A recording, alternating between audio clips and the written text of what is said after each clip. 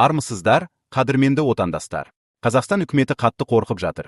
Себебі Джакишевтің айтуынша бүкіл бағалар тым шарықтап кетіп, жалақылар болса керек мөлшерден 3 есе аз дейді. Халқым, шынымен де, экономикамыз өліп бара жатыр. Джакишевтің осы сөзімен келісесіз бе? Комментарийге жазыңыздар. Мұны сарапшылар, саясаткерлер және халық қалай бағалады? Джакишевтің командасы жақында 2 қаңтар болады дейді. Барлық жауаптарды білмес бұрын, видеомызға лайк басып, арнамызға тіркеліңіздер. Үкімет не ұсынды? Инфляция деңгейі тұрақталғанға дейін, АИ 92 маркалы бензин мен дизель отыны бағасын одан әрі көтеруге мораторий енгізді. Коммуналдық қызмет тарифтерін көтеруді 2026 жылдың 1-тоқсанның соңына дейін тоқтатты.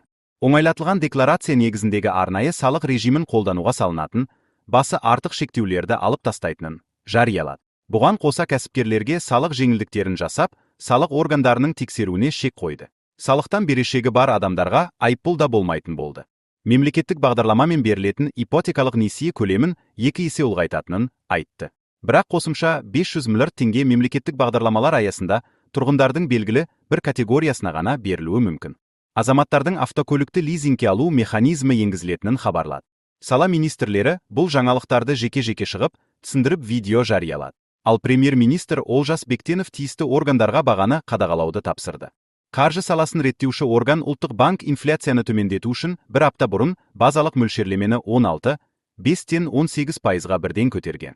Бұдан соң сарапшылар мен тұрғындар арасында бұл халықтың жағдайын нашарлатады, несие алу қиындайды деген пікір көп айтылды. Көз бою.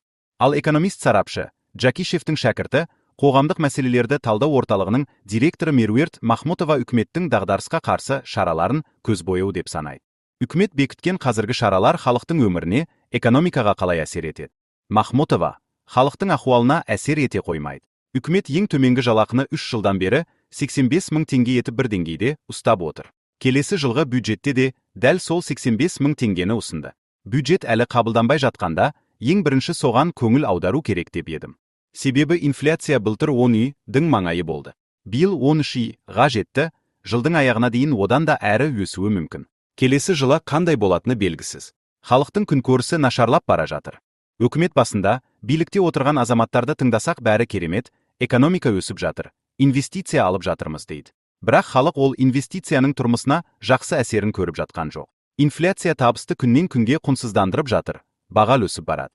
Сондықтан келесі жылдың 1-тоқсанның соңына дейін коммуналдық тарифтерді өсірмейміз, жанар-жағармай бағасын ұстап тұрамыз дегендей ұсыныстарды. Расын айтқанда, көзбояушылық деп бағалар едім. Енді экономиканы қаржыландыру одан әрі шектеледі. Қазір азаматтардың тұтынушы кредиттерінің көлемі жылдан жылға өсіп жатыр. Экономиканы қаржыландырып жатқандардың бірі сол. Соңғы 5 жылда бұл көрсеткіш қатты өсті. Қазір тұтынушы кредиттерін азайтуға күш салуымыз керек. Азаматтар көбіне күнкөріс үшін несие алады. Билікте отырғандардың ойы бойынша, жұрттың бәрі iPhone алатын шығар. Бірақ, меніңше, көбіне мұқтаждықтан алады. Азаматтардың табысы өте төмен, тұтынушы кредитін сол қажетін жабу үшін алады. Ал ол табыс түрінде жазылады, бұл табыс емес, кейін қайтарылатын ақша. Тоңазытқышты жеңу қиын. Министрлер кабинетінің шұғыл шешімдерін әлеуметтік желіде саясаттанушылар мен экономика шолушылары сынап жатыр. Қаржы, бизнес тақырыбында жазатын нарық сайтының негізін қалаушы Бауыржан Мұқанов президенттің идеясы таусылды. Енді экономикада хаос басталады деп жорамалдайды. Жанармай бағасын қолмен ұстап тұрмақ. Өткенде ғана Тоқаевтың экономиканы еркіндікке жібереміз дегені қайда. Коммуналдық қызмет бағасында ұстап тұрады. Тарифті инвестицияға ауыстырамыз деп соққан, баға көтерілмесе сапа артпайды деген бәлен жылдық бағдарлама қайда қалды. Бұрын бизнес шектен шықты, салық төлемейді. Оларды жеңілдетілген режимнен қуып шығамыз деп, жаңа салық режимін жазған үкімет енді жеңілдетілген режимде отырғандар отыра береді дейді. Тепсе темір үзетін адамдарға бюджеттен ақша беріп үй әпермек, бір адамға үй әперу үшін 10 адамға қымбат төлетеді. Бюджеттен халыққа жеңілдетілген лизинг пен мәшине әпереміз дейді. Неге менің төлеген салығым басқа біреудің көлік алуына жұмсалуы керек, деп жазды Мұқанов Facebook парақшасында. Экономика шолушысы Айбар Олжаев та осы пікірде. Оның сөзінше, билік жариялаған шешім көзбою сипатында. Тоқаев елдегі проблеманы келесі президентке мұраға қалдырмақ. Қазақстанның жүйелі құрылымдық дамуын тағы 5 жылға паузаға қойдық. Популизм мен қорқыныш жеңді. Қайтадан косметика жүйесіне қайтып келдік. Істесе үшінші президент істесін. Мен өзімді танкінің астына жібермеймін деген сигнал анық берілді деп жазды сарапшы Facebook'те. Саясаттанушы Досым Сәтбаев әлемнің түрлі елінде толқу болып жатқаны авторитар елдерді алаңдатып отыр. Билік қалайда жүйені сақтап қалғысы келеді дейді. Алда жаңа референдум.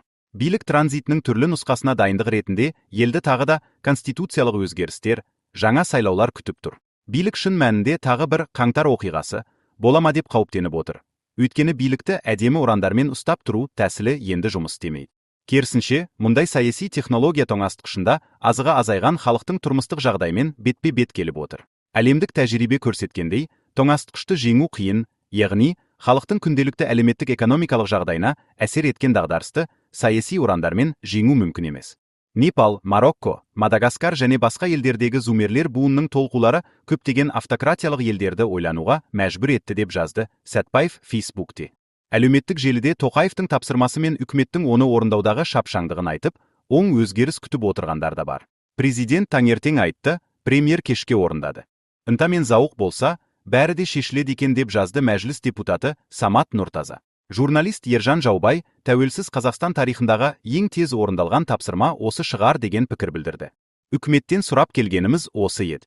Үкіметтің шағын және орта кәсіп иелеріне жеңілдетілген салық режимін сақтауын, камералдық бақылауды алып тастауын сүйінші сұрап хабарлағандардың бірі мәжіліс депутаты Айтуар Қошмамбетов. Бұрын бірнеше жыл кәсіпкерлер палатасында істеген. Республика партиясының депутаты үкіметтен ақпан айынан бері сұрап келгеніміз осы еді дейді. Кәсіпкер жалпы режимде жұмыс істей ме, жеңілдетілген режимде жұмыс істей ме, өзі шешсін. Әйтеуір төлеген салығы дұрыс болса, ол көлеңке экономикада жүрмесе, кәсіпкердің жұмыс істеуіне мүмкіндік берілсе, ең басты мақсат сол деді Қошмамбетов Азаттыққа.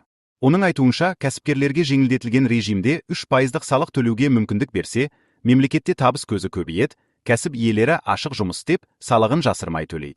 Депутаттың ойынша, үкіметтің бұл шешімі керісінше бюджет түсімін арттырады. Бюджеттегі кірістің ұлғайы тек салыққа ғана байланысты емес, ол экономиканың және нарықтың дамуына, шетелдермен қарым-қатынасқа, экспорт пен импорт, доллардың бағамы, ұлттық банктің мөлшерлемесі сияқты көп факторға байланысты. Сондықтан табыс көзі көбейеді, не азаяды деп кесіп айту дұрыс емес, деді Айтуар Қошмамбетов. Дегенмен депутат бағаны ұстап тұру сияқты механизмдерді ұзақ ұстап тұруға болмайды. Бұл нарық заңына қайшы келеді деп есептейді. Үкіметтің дәл қазір мұндай қадамға баруының себебі де түсінікті дейді ол. Қазір елде салық реформасы, жанармай бағасын еркіне жіберу және тарифтерді өсіріп, энергетика кешенін жаңарту сияқты бірнеше реформа қатар өтіп жатыр. Оның барлығын бірге бастап кеткеннен соң ауыртпалығы халыққа түсті деп түсіндіреді депутат. Оның айтуынша, баға мен тарифті өсіруге мораторий тұрған кезде тиісті шешімдер қабылдаса, кейін қайта еркіне жібергенде баға бірден өсіп кетпеуі керек. Әзірге бірінші қадам ғана анық болып тұр. Әрі қарай қалай болады, ол түсініксіз, тек шет жағасын біліп отырып бүкіл картинаны сипаттау қиын дейді Қошмамбетов. Қаржы саласын реттеуші орган ұлттық банк инфляцияны төмендету үшін бір апта бұрын базалық мөлшерлемені 16,5-18%-ға бірден көтерген. Бұдан соң сарапшылар мен тұрғындар арасында бұл халықтың жағдайын нашарлатады, несие алу қиындайды деген пікір көп айтылды. Азаттық ұлттық банк төрағасының орынбасары Берік Шолпанқұловтан қазіргі өзгерістер инфляцияны тежей ала ма? Үкімет қабылдаған шаралар инфляцияны құрықтау саясатын кешеуілдетпей ме? деп сұрады. Инфляцияны күшейтуге жол бермейді, керісінше азайтады, деді ол Азаттыққа. Біздің мақсатымыз 2027 жылға қарай инфляцияны 4-5% төмендету. Біз жасалған болжамға сенеміз, соған қол жеткізуге тырысамыз.